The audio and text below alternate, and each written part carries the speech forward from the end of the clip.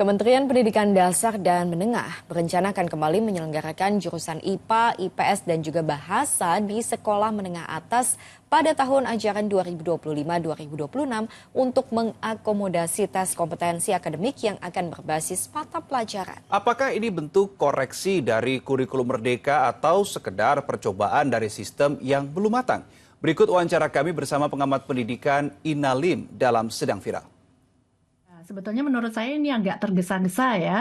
Jadi tidak direncanakan, tahu-tahu mendadak Pak Menterinya memberikan bocoran bahwa ini akan dikembalikan gitu tanpa kajian yang mendalam. Jadi ini yang sangat disayangkan sekali dan belum jelas konsepnya seperti apa. Tapi alasan yang sempat dikemukakan oleh media itu karena selama ini dengan dihilangkannya sekat-sekat penjurusan IPA IPS di SMA itu menyulitkan perguruan tinggi untuk menentukan syarat masuk. Nah, ini yang menurut saya lucu sekali ya sebetulnya.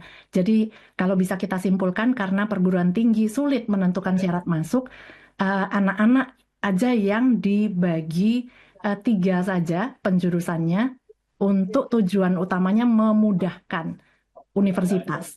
Nah, ini yang lucu ya. Untuk memudahkan universitas, tapi anak-anak yang jadi harus diubah lagi begitu ya Mbak. Nah, tapi kan mungkin yang kami dari di luar dunia pendidikan ini kurang paham gitu. Mungkin Mbak Ina bisa memberikan informasi. Tapi kalau dari segi pengamat pendidikan sebetulnya dengan adanya atau tidak adanya IPA IPS ini seperti apa sih Pak? Mbak, kemarin kan kita nggak ada nih IPA IPS gitu. Bagaimana pendidikan kita, apa mengalami kemajuan atau seperti apa? Nah, dengan diadakannya lagi akan jadi apa nih gitu? Ya, sebetulnya saya tidak hanya pengamat pendidikan, tapi memang saya ini praktisi konsultan khusus jurusan kuliah, mungkin yang pertama di Indonesia ya. Jadi saya setiap hari memang kerjanya memberikan konsultasi untuk anak-anak memilih jurusan dan karir. Jadi ini ranah saya banget nih gitu. Jadi saya sudah ketemu ribuan kasus. Nah, tentang proses pemilihan jurusan dan peta karirnya. Dan tahun 2017 itu saya sudah menyelenggarakan education conference dengan topik IPA IPS di SMA. Masihkah relevan?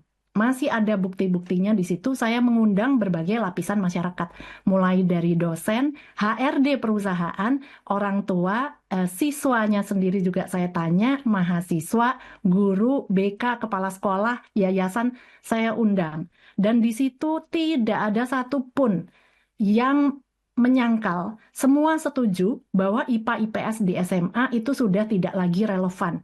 Kita masih menggunakan peninggalan zaman mungkin penjajahan Belanda begitu ya. Sementara di luar negeri itu kan nggak ada dan memang boleh memilih. Dan ini yang sudah diubah, makanya saya waktu itu senang sekali akhirnya sekat-sekat IPA IPS dan bahasa itu dihapus di zaman Mas Nadiem. Itu saya sudah sangat excited karena itu sudah sesuai menurut saya. Misalnya kalau kita melihat profil bawaan seseorang, itu ada hubungannya dengan minat anak-anak nanti ke depannya.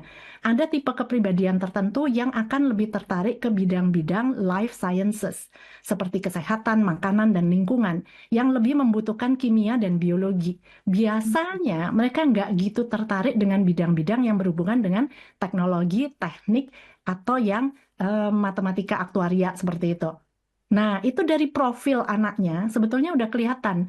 Jadi alasan, contoh-contoh yang digunakan di press release dari Dasmen pagi ini, menurut saya kurang tepat. Jadi alasannya juga memberikan contoh. Misalnya, ada anak yang mengambil mata pelajaran kimia dan biologi, tapi tidak mengambil fisika. Kemudian kelas 12 berubah pikiran. Katakanlah mau nggak jadi masuk kedokteran, tapi mau masuk teknik. Kan jadi nggak bisa. Nah, dengan kasus yang sama, saya juga bisa pertanyakan, kalau IPA IPS bahasa, misalnya dia terlanjur ambil jurusan bahasa, kemudian kelas 12 dia mau berubah pikiran, mengambil jurusan ilmu gizi, dia juga nggak bisa, karena nggak kimia biologi.